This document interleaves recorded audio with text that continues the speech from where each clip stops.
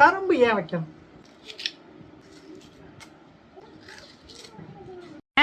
ஓடியாங்க ஓடியாங்க சோறு ஓடாங்க ஓடியாங்க ஓடியாங்க ஓடியாங்க ஓடியாங்க சோறு ஓடாங்க ஓடியாங்க ஓடியாங்க ஓடியாங்க ஓடியாங்க சோறு ஓடாங்க ஓடியாங்க. ஹாய் மக்களே, பொங்கல் எப்படி போயிட்டு இருக்கு? நல்லா சீரும் சிறப்புமா? கிஃப்ட் சரி சரி சரி சரி ஓகேப்பா. மேடம் அங்கே பார்த்துட்டு இங்கே இருக்கிறத பூரா கந்தவளமாக்குவாங்க. ஸோ எஸ், ஒரு கரு முடிச்சிட்டேன். காய்ச்சல், சளி, ஜலதோஷம் எல்லாம் சேர்ந்து ஒன்று அட்டாக் பண்ணிடுச்சு. கிட்டத்தட்ட 3870 சப்ஸ்கிரைபர் எல்லாருக்குமே ஒரு மிகப்பெரிய நன்றி சொல்லிக்கிறேன். நம்ம சேனல் இதோட 7வது வருஷத்தை அடி எடுத்து வைக்கிது. ஸோ பொங்கல் அதுவுமா நாம் ஏன் கரும்பு படைக்கிறோம், கரும்பு ஏன் சாப்பிட்றோம் தெரியுமா யாருக்காச்சும்? மேடம் பார்க்குறாங்க என்ன மெயின் ரீசன். ஸோ கிட்டத்தட்ட கரெக்டாக பொங்கலுக்கு முன்னாடியே விதைச்சு பயிரிட்டு அதை ப்ராப்பராக மெயின்டைன் பண்ணி கிட்டத்தட்ட பொங்கலுக்கு முன்னாடி அறுவடை பண்ணி அந்த அறுவடை பண்ண முதல் நெல்லை சாமிக்கு படைப்பாங்க. அதுதான் நமக்கு பொங்கல் தெரியும். கரும்பு ஏன் வைக்கணும், கரும்பை ஏன் படைக்கணும், அதை ஏன் நம்ம கடித்து திங்கணும்னு சொல்கிறாங்க. பேசாமல் கரும்பு மிஷின்லேயே கொடுத்து ஜூஸ் போட்டு குடிச்சிக்கலாமே, எதுக்கு எல்லாரும் அன்றைக்கி கடித்து திங்கிறோம்? என்னைக்காச்சும் யாராச்சும் யோசிச்சிருக்கீங்களா? என்ன காரணம் அப்படின்றத ஓரளவு நீங்கள் கெஸ் பண்ணியிருப்பீங்க. எஸ், ஏன்னா கரும்பு ஜூஸுன்றது நமக்கு குடிக்காத நாள் கிடையாது. பட் கரும்பு தின்றதுன்றது வேறு, கரும்பு ஜூஸ் வேறு, கரும்பு தின்றதுன்றது வேறு. ஏன்னா கரும்பு ஜூஸ் நீங்கள் ஜூஸ் போட்டு சரன்னு அடிச்சிருவீங்க, வித்தின் ஃப்ராக்ஷன் ஆஃப் செகண்ட் காலியாகிரும், டேஸ்ட்டாகவும் இருக்கும் தான். ஆனால் கரும்பு தின்றதுனால என்ன பலன்?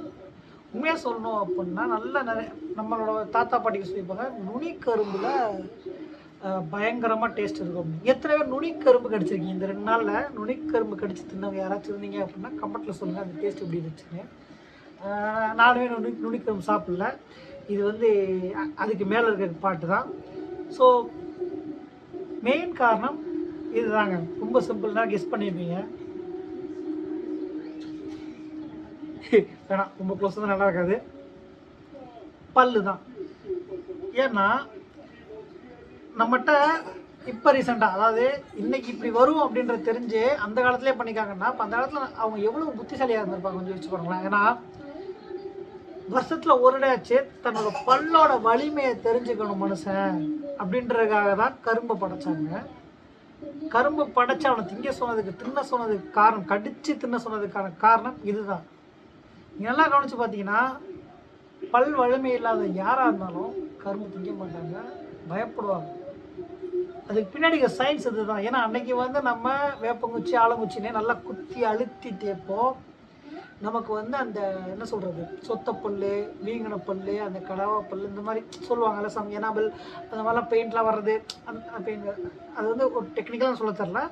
பட் அந்த கிருமிகள்லாம் வந்து ஒரு பல்லே நமக்கு கெட்டு போகும்ல, அப்படி ஒரு விஷயம் வந்தால் கூட நம்ம பல்லை எப்படி மெயின்டைன் பண்ணோம் அப்படின்ற அந்த காலத்தையும் சொல்லி வச்சுருக்கான். அட்லீஸ்ட் வருஷத்துக்கு ஒரு டேவாச்சு. நான் ஆல்ரெடி பாத யாத்திரையை பற்றி மராத்தானில் பேசியிருப்பேன், அதே தான் இதுவும். வருஷத்துக்கு ஒரு டேவாச்சு தன்னோட பல்லோட வலிமையை தெரிஞ்சுக்கணும் அப்படின்றதுக்காக தான் நம்ம முன்னோர்கள் இதை இன்டைரக்டாக பொங்கல்னு ஒன்று வச்சு, நீ அன்னைக்கு கரும்பு தின்னணும், கரும்பை கடிச்சு தின்னணும்டா அவனை அப்படின்னு சொல்லி கொடுத்துருக்காங்க. மாட்டு பொங்கல் அதுவும் ஏன் ஏறு தழுவுதல், மாடை நம்ம அடக்கணுமா? கிண்டல் பண்ணலாம். அது வந்து 5 அறிவு, நம்ம 6 அறிவு, நமக்கு அந்த வலிமை இருக்கா? ஏன் அதை அடக்க சொல்கிறாங்க? அதுக்கு பின்னாடி அதான். ஏன்னா அந்த காலத்தில் மாடுகளில் 2 வகையை பிரிச்சுருக்காங்க. ஒன்று பழுதுக்கிறதுக்கும், இன்னொன்று விவசாயம் பண்ணுறதுக்கும். அப்படின்ற பட்சத்தில் இந்த மாடு எதுக்கு சரி வரும்? ஒரு மாடு ஒரு மனிதனுக்கு அடங்குது அப்படின்னா அது விவசாயத்துக்கு யூஸ் பண்ணிப்பாங்க. ஒரு மாடு ஒருத்தருக்கு அடங்கலை அப்படின்னா, திமிரி எழுது அப்படின்னா அதை பழுதுக்கு யூஸ் பண்ணிப்பாங்க. நல்லா கவனித்து பார்த்தீங்க அப்படின்னா ஒரு மாடு அடங்குதுன்னா அதால் முறைப்படி விவசாயத்துக்கு உதவ முடியும். அது எங்கேயும் யாருக்கும் என்ன சொல்கிறது, சொல் பேச்சு கேட்டால் ஒழுங்காக அது பாட்டுக்கு போகும். ஆனால் பழுதுக்குற அந்த மாடு கரெக்டாக அந்த வெயிட்டை தூக்க முடியும் அப்படின்ற ஒரு ஸ்ட்ரென்த் இருக்கும். இதை கரெக்டாக சொல்கிறேன்னு நினைக்கிறேன். நானுமே எல்லா புக்கும் படித்ததெல்லாம் கிடையாது. எங்கள் தாத்தா பாட்டி இவங்கெல்லாம் சொன்னதை வச்சும் நான் கடந்து வந்த பார்த்து தெரிஞ்சதை மட்டும் தான் இங்கே சொல்லியிருக்கேன். இன்னும் நிறைய விஷயங்கள் பேசலாம், பட் நான் சொல்ல வந்தது இதுதான். ஸோ இந்த வருஷத்துக்கு ஒரு தடவையாச்சு உங்கள் வீட்டில் கண்டிப்பாக கரும்பு வாங்கியிருப்பீங்க. அதை கடித்து தின்னு உங்கள் பல்லோட ஸ்ட்ரென்த்தை நீங்களே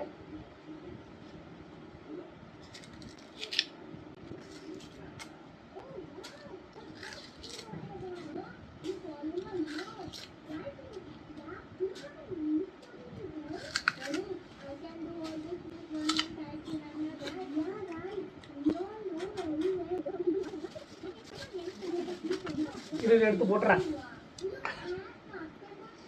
எஸ், நீங்கள் உங்கள் பல்லோட வலிமையை தெரிஞ்சுக்குங்க.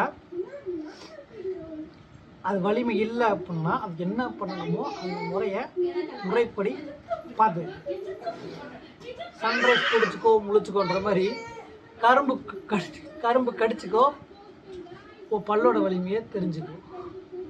நன்றி.